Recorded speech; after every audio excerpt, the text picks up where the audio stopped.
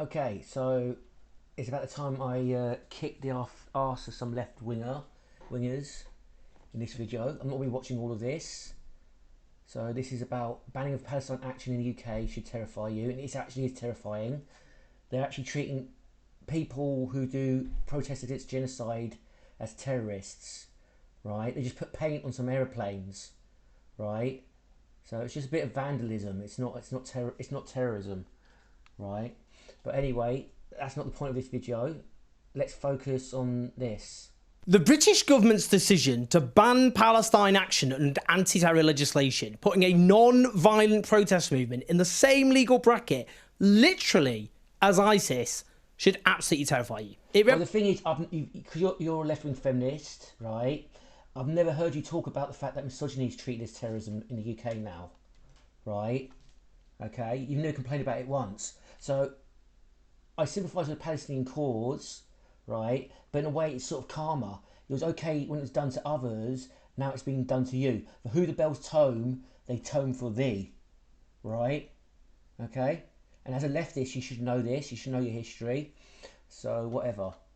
Represents a crucial landmark in Britain's descent into naked authoritarianism in of itself. That happened a long time ago when feminists took over, right? In combination with other deeply disturbing developments, I'll discuss those, it shows exactly what the direction of travel is in this country, which is the criminalisation of resistance to the involvement of Britain in genocide and, more broadly, the crushing of our hard-won democratic freedoms. Let's be clear here. Yeah, you let the feminists do this as well. The feminists crushed your democratic freedoms for like decades, like eroding due process, right, in the legal system, yeah? Hijacking education, like getting rid of free, equal education for men. Yeah, you didn't speak up. You were okay with it. For who the bells tone, they tone for thee. Right? If you're okay it being done in one field, you shouldn't be complaining now, should you? Palestine Action are a direct action movement. They stand in the very long, proud tradition in this country of direct action and civil disobedience, which helps secure many of the rights and freedoms we take for granted today. That's not a history we talk about or indeed celebrate as much as we should, or anywhere near it, because our rulers try to stop us doing that, because they fear we might want to emulate our ancestors' behaviour. Palestine Action are not terrorists. Describing them as a terrorist organisation as though they are ISIS is completely deranged behaviour. Well, especially since the UK and USA and Israel are the biggest backers of Islamic terrorism in the world. We backed ISIS, and so did Turkey. Yeah, okay, and yeah. So I've done a video on my other channel about the problems of the definition of terrorism, because technically any sort of force used for a political objective can be classed as terrorism. It's a very broad term, which is basically meaningless now, right? But yeah, so. But the biggest terrorists in the world are the West. But that's for another video, again, on another channel. I've got a politics channel, by the way. ISIS kill people. They actually behead people. And feminists do. Feminists don't behead people, but feminists do kill men. Right? Okay? Amongst other atrocities, we all know about those. Palestine actually do things like smash up machinery and arms factories in opposition to British direct involvement in genocidal extermination, as well as spraying Gaza is not for sale and Donald Trump's golf course, more lately breaking into RAF Prize Norton to spray paint 2 planes. These guys are heroes. I just got to say, they're heroes. I support them, right? They got my endorsement. Hopefully that might get me arrested, but whatever. They're the heroes trying to stop genocide. Yeah? That's what has prompted the prescription which the government is rushing through. These are activists who, unlike the terrorists rightly conjured up in your heads, are opposed to killing people. They're trying to stop people being killed. It's the exact opposite of what terrorists are understood to do. Indeed, it's the Israeli state which is perpetrating terrorism on a mass scale. State terrorism against the Palestinian people. But of course, terrorism has long been redefined to exclude the mass violence perpetrated by the West and its allies. Yes, the original definition of terrorism was state actors, right, against civilian populations. That was the original definition of it, and it's expanded and broadened. And the thing is, people have been brainwashed into thinking it's like the non-state actors who can only be terrorists, which is not true. Now, Yvette Cooper, our Home Secretary, who is a soulless political robot, said in her statement, the disgraceful attack on Bryce Norton in the early hours of the morning on Friday, 20th of June, is the latest... It's like the spray painting planes is something like school kids will do. But in our modern era, if boys did a prank like that, they'd probably get jailed, right? And put in medication, right? It's a long history of unacceptable criminal action committed by Palestine Action. The UK's defence enterprise is vital to the nation's national security, and this government will not... spray painting to airplanes with red paint, it puts the UK's national security at risk. This is complete fucking nonsense right here. This is the sort of nation that we live in.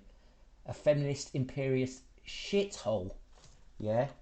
Tolerate those that put that security at risk. I say Yvette Cooper, she didn't write that. One of her aides wrote that. Now, we should note, of course, the likes of the suffragettes were demonised. Rightfully so, because the suffragettes were scum. They were terrorists. They were feminists. But see, not all circular logic is flawed. Feminism is terrorism. Terrorism is feminism. You see what I mean?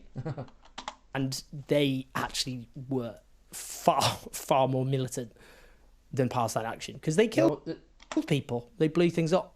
Yeah, you're proud of that, aren't you? You think, oh, these heroic oppressed women killing people. Yeah, you're putting that funny face. Yeah, you endorse that. You're probably a male feminist, right?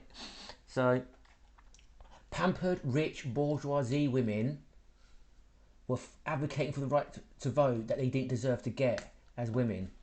Yeah, because they did not have to put their bodies on the line for the vote like working class men did. Yeah, and women already had more privileges and rights than men. Even back then, they controlled the family unit because of the Tender Years Doctrine. They had control of men in marriages, right? They had extra legal protections and workplace protections men did not have.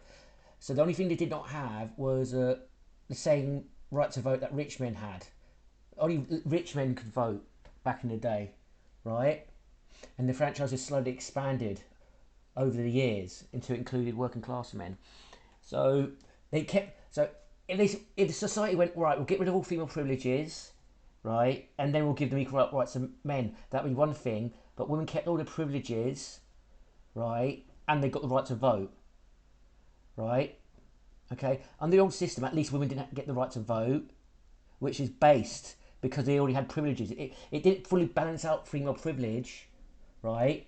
But at least it was something for men that women didn't have to compensate for female privilege a little bit, a tiny bit, yeah?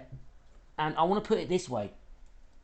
The average alienated man from his children who's driven to suicide, what do you think, if you ask them, right, you can have your kids back, you can have your kids back in your life, you just got to give up the right to vote.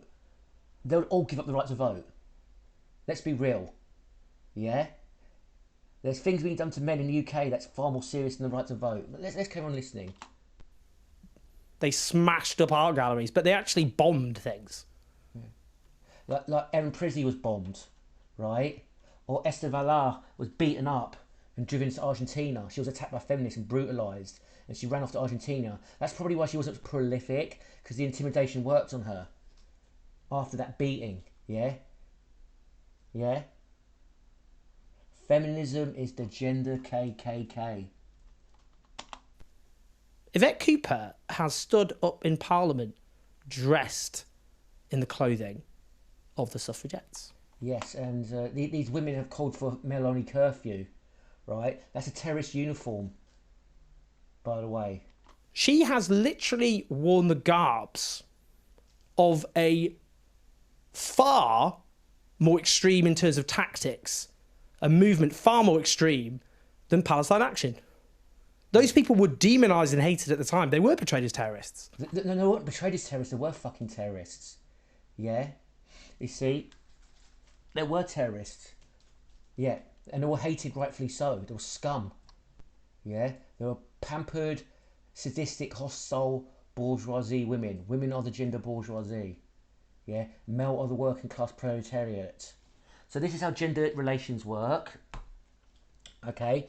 So Marxist theory is about seizing the means of production, right? Who controls the means of production? Is it in private capitalist hands, with state regulations always in the hands of workers, right? Women, how they're, this is the new theory by the way, the women, how their relationship at work to the means of production is, they don't necessarily have to control it one way or the other, because they still get given most of the fruits of the means of production, whoever controls it. The workers control it in a communist society, women still get most of the goodies, and in a capitalist society, women still get most of the goodies from the means of production, right? Women are the gender bourgeoisie. Men are the proletariat. They're the exploited, right? They work more than women, but women get more from the society than men do. But how did history judge? How does history judge the suffragettes, and how does history judge those who persecuted them? Well, the people persecuting them were based in heroes, right? But the problem is the feminists took over society, so they did revisionist history that's out of context, and these man-hating bitches were portrayed as heroes, unfortunately, right? So... Well, Yvette, maybe look up some history before you wear the garbs of people who actually fought against injustice at the time when it was hard. Rather No, it wasn't hard, actually. It was very easy. Because if it was men doing these bombings and all that, the state would come in and break their skulls, jail them for life and hang them, right? Feminists were not treated like that. They'll keep giving kids gloves, yeah? Right? They're not heroes. You're fucking deranged that you support feminist terrorism. This is the average leftist brain rot, right? when history took a different view. Let's just hear some of this guff, excellently torn apart by Zoe Gardner, who does particularly excellent work on the rights of migrants and refugees. She was on... Alright, I'm done. So, yeah, not a long video, but yeah, the average leftist retard. Like, I like their channel when it comes to covering geopolitics in Palestine, but the left has got like feminist brain rot, unfortunately. Over and out.